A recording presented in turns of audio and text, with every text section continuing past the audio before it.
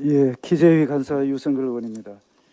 지금 금융당국의 가계부채 억제 정책 시행 이후에 은행의 대출금리가 지금 무섭게 오르고 있습니다. 언론 보도에 따르면 4대 시중은행의 주택담보대출 변동금리가 지난 9월 3일 기준으로 해서 최고 4.3%로 석 달 만에 0.4%포인트 급등했고, 가산금리도 최대 0.7%포인트 올라서 대출 기준 금리 상승폭의 2배 수준에 이르는 그런 상황이 되었습니다. 가계대출을 조율하는 정부 압박에 은행이 일제히 금리부터 올려서 대출을 지금 현재 막고 있는 그런 상황입니다. 금리 정책도 정부 입맛에 따라서 이루어지는 이른바 관치금융이 재현되는가 아닌가 우려스럽습니다. 지난달 한은이 15개월 만에 기준금리를 0.5%에서 0.75%로 인상한 데 이어서 금융당국에서도 자산 거품을 잡겠다는 취지로 대출 규제에 나서고 있습니다. 그런데 유독 재정만큼은 내년 예산안을 보면은 604조 4천억 원이라는 사상 최대 예산안을 편성해서 고삐 풀린 듯이 지출을 하려고 하고 있습니다. 나라 빚이 1,000조를 넘어서지만 문재인 정부의 확장 재정은 아랑곳 없이 계속되고 있습니다. 그러면서 대선이 끝나고 다음 정부인 2023년부터 재정 정상화에 들어가겠다고 이렇게 이야기하고 있습니다. 돈은 자기네들이 쓰고 빚은 다음 정부, 다음 세대로 넘기는 것입니다. 최근 금융규제도 같은 맥락입니다. 그동안 국민의 세금으로 선심 쓰듯이 펑펑 쓰다가 이제는 국민에게 대출 막아서 돈 쓰지 말라고 하는 것은 무엇입니까?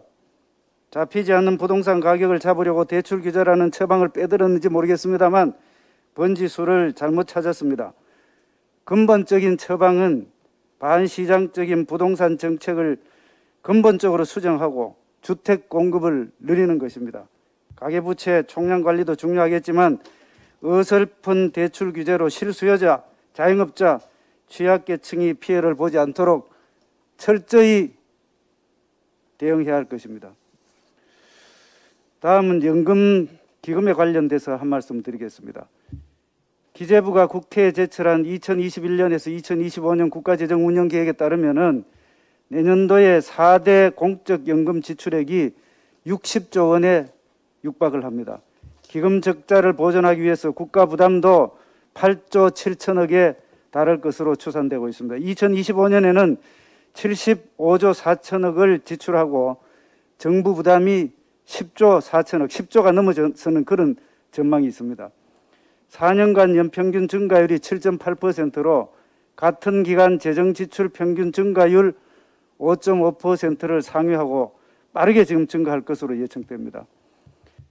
국회 예산정책처가 발표한 4대 공적연금 장기 재정 전망에 따르면 공무원 연금 수급자는 지난해에 53만 2천 명에서 2060년에 되면은 2배가 넘는 106만 5천 명으로 증가할 것으로 지금 추산이 되고 있습니다. 공무원 연금 적자 규모가 2020년에는 2조 1천억 원에서 2060년에는 그것보다도 거의 10배가 되는 21조 4천억 원에 달할 것으로 예상이 됩니다. 2020년도 작년도에 국가 부채 1985조 3천억 원에서 연금 충당 부채가 1044조 7천억 원으로서 절반을 넘고 있습니다. 문재인 정부는 지난 4년 동안 적폐 청산 등에 열을 올렸지만 미래 세대의 부담이 되는 연금 개혁에는 털끝만치도 관여하지 않았던 것이 이렇게 재정을 방만하게 운영하는 결과로 나타나고 있습니다. 오히려 공무원 수를 17만 명 증가할 것을 목표로 하고 실제 11만 명 이상을 증가시켰습니다. 미래는 생각하지 않고 자신의 업적 쌓기에만 급급한 그런 모습을 보였습니다.